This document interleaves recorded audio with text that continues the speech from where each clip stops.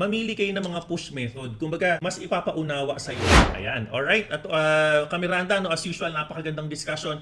Alam mo, minsan, or bilang isang trader, no, sabihin ko lang, kailangan mo malaman to. Minsan hindi exciting yung topic, minsan nakaka-boring, pero yun yung mga topic na kailangan mong tsagain, no? Kailangan mong malaman kasi hindi naman tinuturo ng textbook itong mga bagay-bagay na ito, no? Kumbaga, well, tinuturo at some point, pero yung mas madali mo maintindihan, yun yung purpose ng program natin para mas madaling parang kumbaga nakikinig ka lang ng usapan. Nag-uusap, nakikinig ka, mas natututo ka dun eh.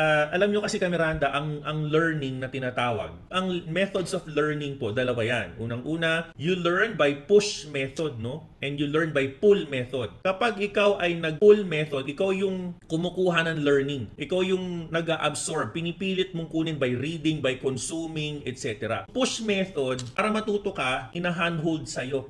Kumbaga, silver platter, no?